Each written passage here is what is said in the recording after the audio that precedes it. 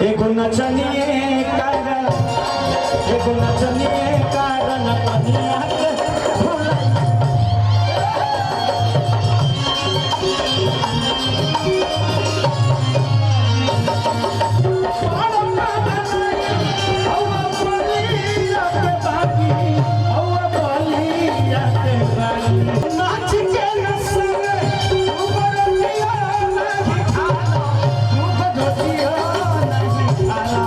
अच्छे गाने देते हैं। मैं चाहता हूँ कि एक जोरदार ताली अगले सभा के लिए बजा दीजिए।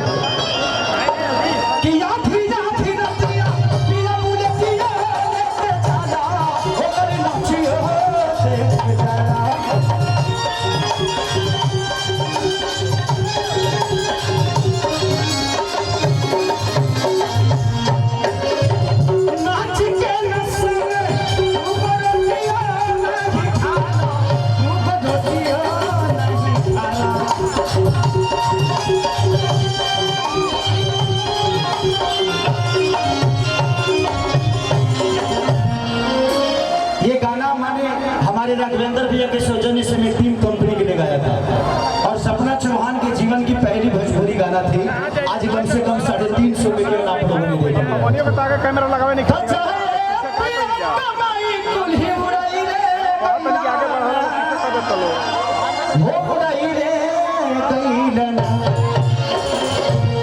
एगो नचनिए कारण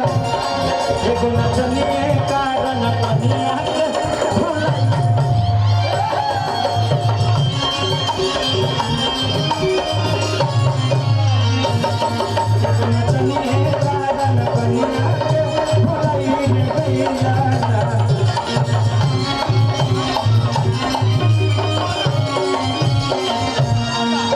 मिलो जो तेरी नैना हमारे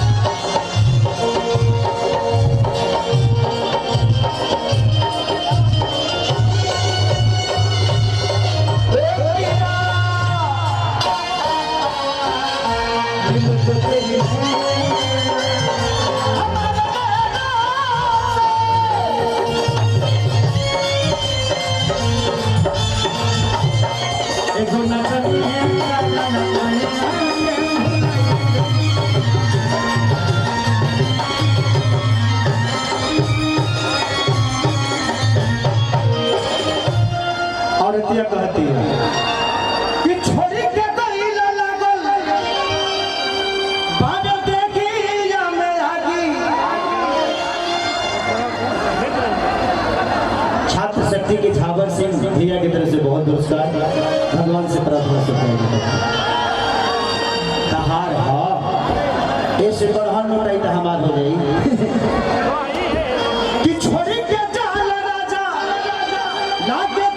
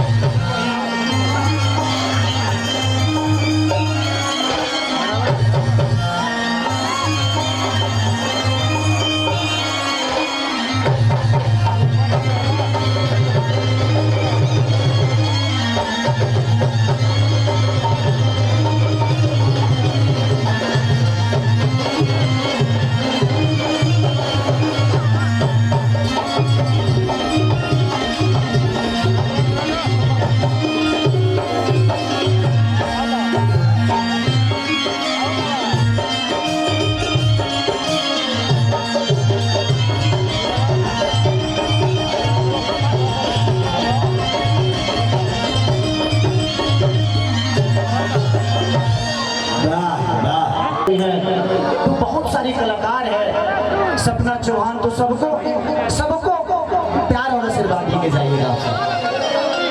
अरे की जहां है पिया जवानी हमर चलाई रे गइलाना, पगले पर हल्ला तो करे, तू पीछे से हल्ला करत रह, तू हल्ला करत रह कि हवा छोड़त रह। एक नंबर गिरबो तो देख लियो नीचे कोनो चोख चीज नहीं खेलो, ना तो तोहरे मजा मिले लगी, आदमी बन जेबो। 1 2 3 4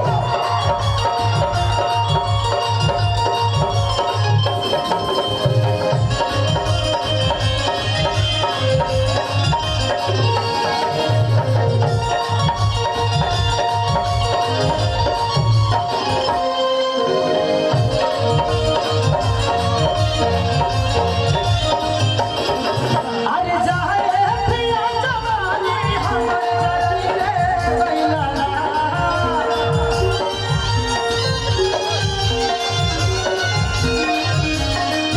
अरे जाए पिया जवानी हमर चलाई रे गइलाना, हो चलाई रे गइलाना।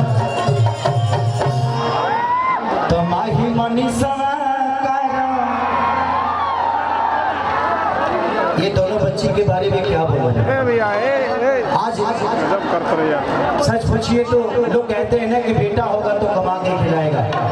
आज ये अपने परिवार को ही नहीं बल्कि पूरे खानदान को उतार दिया इन लोगों ने, अपने मेहनत से, अपने ऊर्जा से, अपने कला से, और इन दोनों का मिसाल देता हूँ।